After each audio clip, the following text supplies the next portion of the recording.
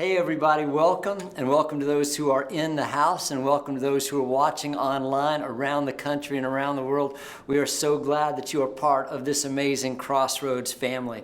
We're in a series on relationships, and something we've said is we were created for relationship with God and relationship with each other. And if we're not doing those two things well, then we're not doing what we were created on this earth to do. The very first week of this series, I gave some statistics that prove that we're not doing relationships very well. And that is an epic understatement, because loneliness is epidemic in our nation. Divorce is epidemic in our nation. Isolation is epidemic in our nation, and we're just not doing relationships well at all. And I believe part of the reason for that is because we're swallowing the lies of our culture about what makes relationship. And because we're swallowing these lies, that it's ruining the relationships that we have. And we want to expose those lies today so we can have bountiful and good and strong and fulfilling relationships in our life. That Romans 12:2 says this. It says, "Don't copy the behavior and customs of this world, but let God transform you into a new person by changing the way you think. Then you will be able to learn to know God's will for you, which is good and pleasing and perfect." And so what that is saying is we can either swallow the lies of our culture and we will reap the consequences, or we can let God transform our mind about what relationship is and what love is, and we can reap the benefits. Last week we took a look at culture's lie when it comes to what love is. And our culture says this, that if I can just find the right person, if I can just marry the right person, then I and we will live happily ever after. Now, that chemistry love can get you to the altar, but it is certainly not going to sustain you after you say, "I do," especially when there's struggles and problems in life.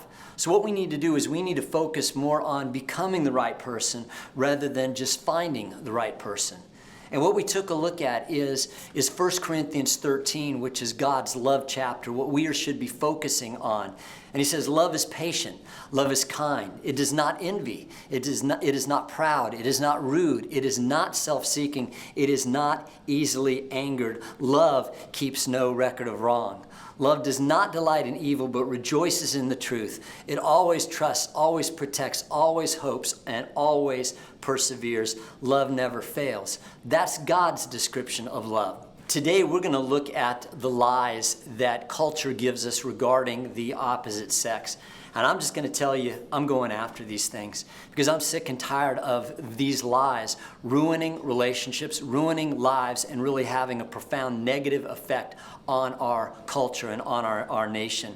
And we're going to begin by reading a little further in the love chapter, and here's what it says. "When I was a child, I talked like a child. I thought like a child, and I reasoned like a child. But when I became an adult, I put childish ways behind me." And what that's telling me is we can have immature thoughts when it comes to relationships and love and all that, or we can have mature thoughts about that. And if we have the mature thoughts about that, it's going to bless every relationship we have. And if we have immature thoughts about those, it's going to profoundly negatively affect every relationship we have, especially when it comes to the opposite sex. Today we're going to take a look first at the lie that our culture gives us about women. In our culture, it says that women are objects. Isn't that how women are portrayed in movies and TV, especially in advertisements and on the internet? It's how they're portrayed a lot of times in dorm rooms and in locker rooms. And what's an object? An object is something you can use and then you can discard. That's why a guy can go on a date and say they're going to call the lady and never do. That's why they can say that, have a one-night stand with a lady and then just go on to the next conquest, because that's what you do with an object. That's why some guys, that they feel like if they pay money for a woman to go out to eat or something, they can do what they want afterwards. That's why we have abuse, right? Because that's what you do to an object. You can do that to an object. An object you don't have to honor. You can admire it, but you don't have to honor it. Before Jesus came to this earth, women had in most cultures had no social status whatsoever. Not only were they treated as objects, in many cases they were treated as property. Very few people wanted daughters, they wanted sons. And a lot of times if they had daughters, they would just leave them out on the street to die or throw them in the river. That still happens in a lot of the world today. Men would have multiple wives and mistresses. I've been to cultures where people ask me how many wives I had, and I said I have one. And they said, you must be very, very poor. There's no social status. A lot of times the religious leaders would pray, God, thank you that you did not make me a Gentile or a woman. And before Jesus came along, there were that men did not talk to any woman but their wife. In fact, if you take a look at the story of the woman at the well, remember the disciples were surprised that Jesus was talking to a woman.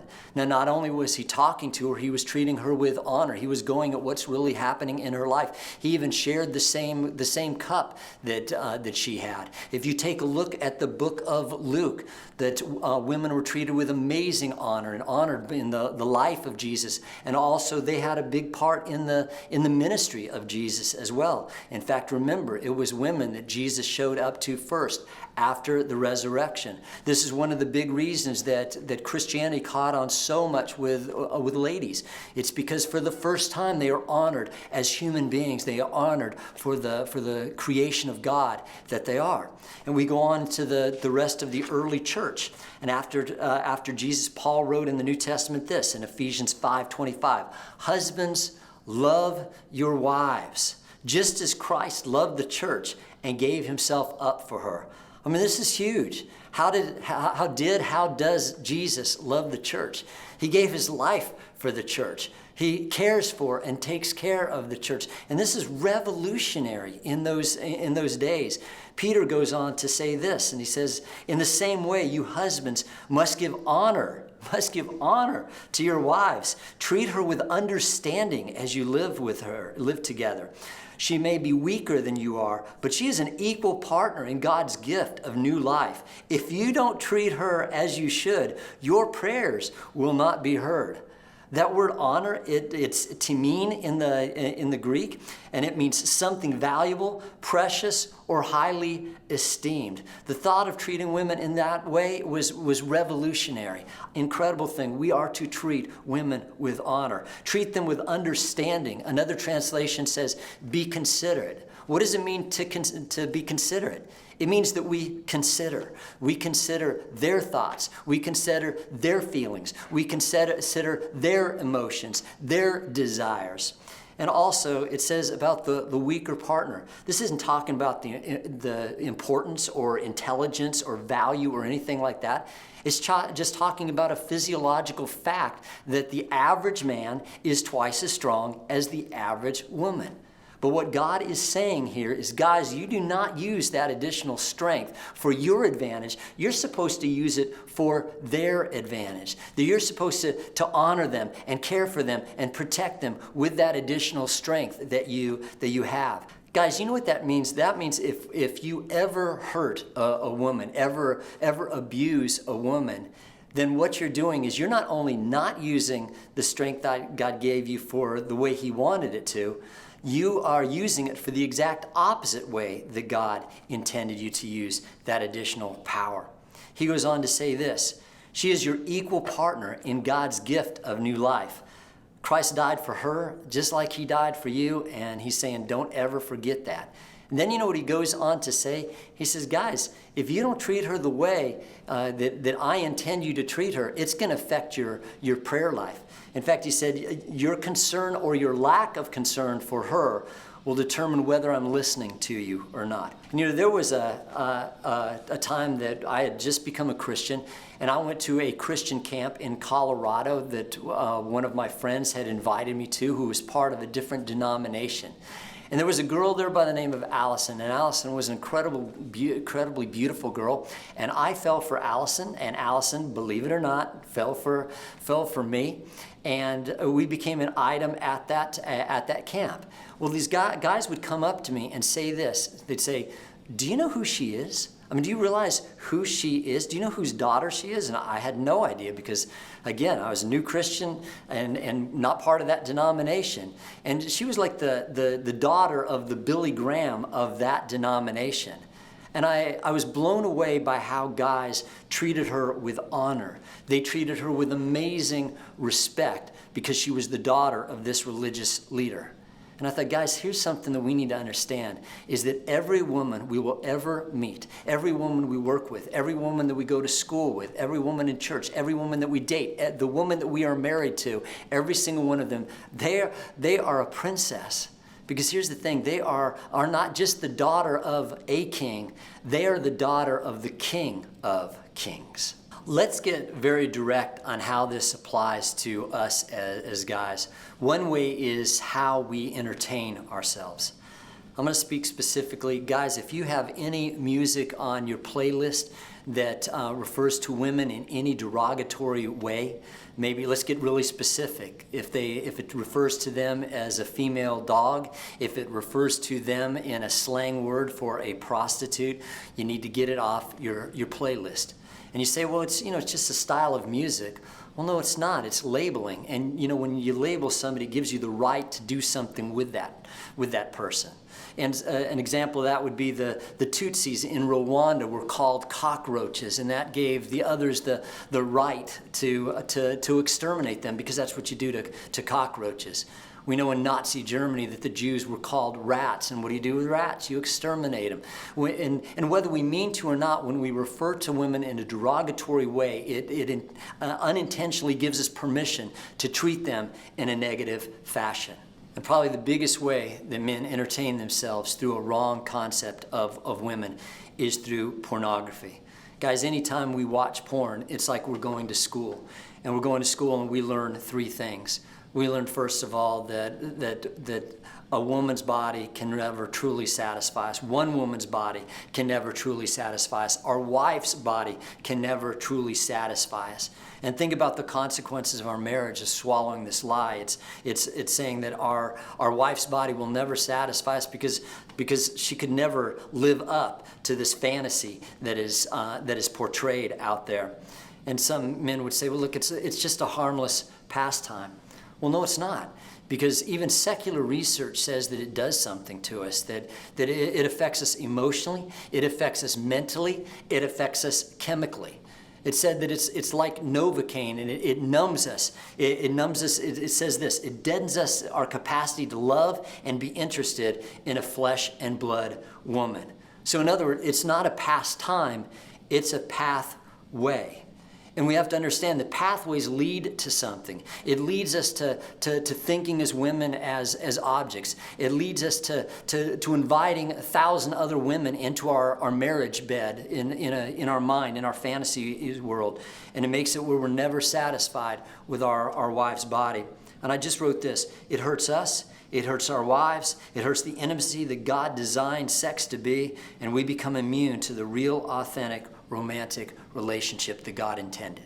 Anyone who wants a real live relationship with a real live female needs to drop out of that school. And if that means that we put some filters on the internet, then we do that.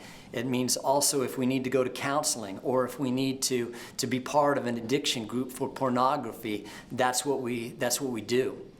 And I just want to do a timeout here one moment. And there's never, ever a reason to treat a woman as an object. So I want to make that clear. But I also want to say something that will set some ladies free. That there's some ladies that treat themselves as objects, and they dress like objects. And then they're surprised if men treat them like objects. And I just want to say that, if in fishing, whatever bait you use is what you're going to attract, right? And the same thing, if you're just putting yourself out there and you're just your body, and that's what you're trying to attract men with, then you're going to attract men that are just interested in your body. But on the other hand, if you're trying to attract with all of you, with your incredible beauty, with your intellect, with your spirit, with your personality, then you're going to attract men that are interested in your whole person and not just your body. And ladies, that's why young ladies, if your parents ever say, give you a hard time about what you're wearing and stuff, it's because they love you, and it's because they care that they don't want you to be treating yourself as an object, because other people will treat you as an object as well. Make no mistake, women also have immature and childlike views of men as well. I ask a lot of women, what do they think that the biggest lies that are given to women in our culture about men? And they were almost universal in their answers. The first one is that men are buffoons. I want you to think about something, that when was the last time that you ever saw a TV show or a commercial where a man was not portrayed as a buffoon? And we were going back 20, 30 years the last time we saw that. And think of it, and they may be lovable buffoons, but they are buffoons nonetheless. And how do you treat a buffoon? You treat a buffoon like a buffoon. And how do we see that modeled in those TV shows, on those commercials? You can ridicule them, you can talk to them any way you want, you can belittle them, you treat them like a child, you treat them like an idiot. You talk to them like an idiot as well. And we live in a culture that the wives talk to their husbands in a way that is unheard of in most of the rest of the world. And we think that's okay because that's the way it's portrayed in culture. That's the way it's portrayed in media. That's the way it's portrayed in an example of what other women show women how to treat their husbands. And the problem is, this is totally against the way God wants women to treat men, or especially women to treat their husbands. The Bible says this in Ephesians 5:33, the wife must respect her husband. And that word for respect is phobia. It's to mean to stand in awe of something. It's the same word that is used of how we're supposed to respect God. And I know what somebody would say, wait a second, you don't know my husband. God deserves my respect, but my husband does not deserve my respect. But let me ask you this, does it say respect your husband, but only if your husband deserves it? No, in fact, it says a wife must respect her husband. The last 3 generations in the West are unique in human history. It's only in those generations that we have children, and especially teenagers, talking disrespectfully to their parents, or wives treating their husbands with disrespect as well. And our culture has pretty much come to the conclusion that, oh, well, that's just how teenagers are. But that's not how God intended it to be. And one of the 10 commandments is for children and teenagers to honor their father and mother. And let me ask you this, if the child does not respect you or honor you, what does it do to everybody? What does it do to you as a parent? How does that make you feel? What does it do to the family dynamic? What does it do to the child? What does it do to the heart of God? And we've said, okay, I understand that when it comes to teenagers. Well, shouldn't we understand that when it comes to the other thing as well? If a wife is disrespectful to her husband, and of course that goes both ways. I'm talking to the women right now. And if they are, what does that do to the relationship? What does that do to the man? What does that do to the woman? What does that do to the family dynamic? What does that do to the heart of God? So the first lie that our culture gives women is that men are buffoons. The second one is this, that men are projects in need of transformation. There's an old saying that says that men marry women hoping that they will never change, and women go into marriage making sure that their husbands do. Can you see the problem if a woman views her husband as a project? This is what it will lead to. She will always be frustrated, and as a result, he will always be frustrated as well. Because you think about it, in a project like, let's say, remodeling a room, that your eye is always critical, right? You're going, well, that still needs to be worked on. That still needs painting. That still needs repair. And you're always looking on what hasn't been done, right? Your focus is on the negative. Your focus is on what hasn't been done. And if you can apply that to a person, you see the problem with that. At least with remodeling a room, a room is static, right? It can actually be finished, but a human can't be.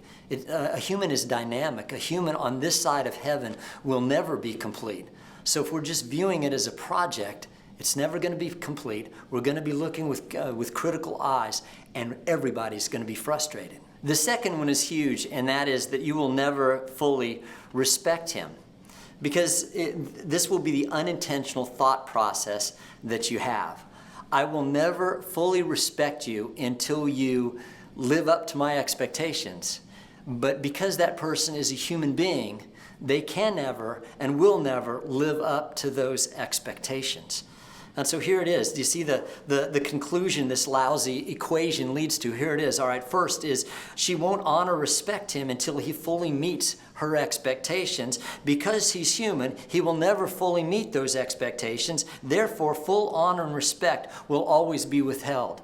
And when I've said this to ladies in some things, it seems like all women, this is a big moment of going, whoa. I've had so many ladies say, I never thought of that. It is so true in my life. I wish it wasn't, but it is so true.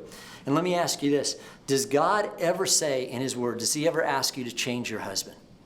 Not once that I can ever see in the word of God. What does he say?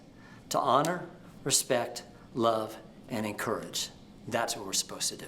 Just as a woman, a real woman, can never live up to those fantasy expectations that are depicted in pornography, in the same way, a real man can never live up to his wife's expectations if she views him as a project. Now, I said before that if a man ever uses his strength to hurt or abuse a woman, he is using that strength in not only not the way that God intended, but the exact opposite way that God intended for him to use that strength. But in the same way, if a woman uses her tongue to belittle a man, to put a man down, to cut him down, to mock him in any way, not only is she not using her tongue in a way that God intended, but she's using her tongue in the exact opposite way that God intended. Now, obviously, women can be physically abusive and men can be verbally abusive, but usually it's the other way around. And God says this in 1 Peter chapter 3. It says, if you want to positively influence a man, then you need to develop the quality of a gentle and quiet spirit. Now, you talk about something that is totally countercultural to what we're hearing today. That will never be applauded. That will never be rejoiced over, shown in the media in any way. But that's the true spirit that honors God, and that's the true spirit that will motivate and affect a man. I'll give you some proof. If a woman comes to a man and wants something and goes with the opposite of a gentle, quiet spirit, with a harsh and critical spirit, how well does that work? Does she get the response that she's hoping for? She'll get a response, but I guarantee you it's not the response for which she was hoping. You know, I talked to a Christian counselor one time who was counseling a woman who she said was constantly berating her husband. And she asked the lady the question, has it ever worked? Has it ever worked to motivate him in the way that you want to motivate him? And she thought, and she said, no. And as long as they did this counseling session, she said she kept going back to something that never, ever worked. She used the word cocaine. She said it was like cocaine, that she was addicted to, she'd grown up seeing this from her mom, and she was living this out in her own life, even though it never, ever worked. But I'll tell you one way that will motivate a man, and that's a gentle and quiet spirit has a way of disarming him and getting the response that is wanted. There's a man who's really famous on the internet as he talks to groups of women to help them understand men and to be able to relate to men better. And I'll never forget as one time he asked a lady what's her name, and then she said this. Here was her question. She said, guys will ask me out on a first date a lot, but they never ask me out on a second date. And he said, oh, what's your name again? And she went off on him. She said, I can't believe you forgot my name already. And she berated him in front of everybody. And he said these words. He said, maybe if you didn't belittle me in front of everybody and berate me in front of everybody, and maybe you said this, maybe you said that I'll tell you again, but you need to make it up to me. He said, maybe you think that would go a little further? And sometimes we understand that a gentle, quiet spirit works a whole lot better. It honors God, and it works a whole lot better. That does not mean you have to be a doormat. That does not mean you can't stand up for yourself and be fully alive and things like that. But it means that a gentle and quiet spirit really does work. Unlike what our society is trying to tell men, is God didn't make a mistake when he made women. And unlike what our society is trying to tell women, is God didn't make a mistake when he made men. God did not create women to be treated as objects. And God did not create men to be treated as buffoons or projects either. And I think those lies are destroying relationships. They're destroying our view of half of the people that are on this planet, the opposite sex. It's destroying marriages. It's destroying families. It's having a profound effect on everything. That's how well this lie is working. And I pray that we renew our mind and allow God to renew our mind. And let me ask you this. What would happen if we treated every woman we ever meet as an incredible creation of God, which she is, and a daughter of the King? I'll tell you what we treat her like. We treat her like royalty. And ladies, what would happen if you treated every man you ever came in contact with, and you treated him as an incredible creation of Almighty God, and you created him as a son of the King of Kings? I'll tell you what would happen. You treat him like royalty. And can you imagine the difference that would make in our society? I remember one time that when I was in high school, my friends and I used to play practical jokes. And one joke that we used to do is we would cut eyes out of a magazine, and we would place them right here on our face. And then we would take some eye protection glasses that would go here so people could not see from the side. And then we would put a ski hat on the person. And it looked wild. It really did. It looked like the person's face was about this big, and you could actually smile above your eyes. And it looked like their head was really huge. And we would go into different places in public and see how people would respond to this person. Well, oh my goodness, it broke our heart the way most people responded to him. And they would make fun of him. They would mock him behind his back. And I remember one time we went into a Burger King, and we did it for one particular reason. There was a girl that was in our youth group that was the cashier, and we wanted to see how she would treat this guy. Well, we were already watching some of the people in the lobby treating him and mocking him behind his back.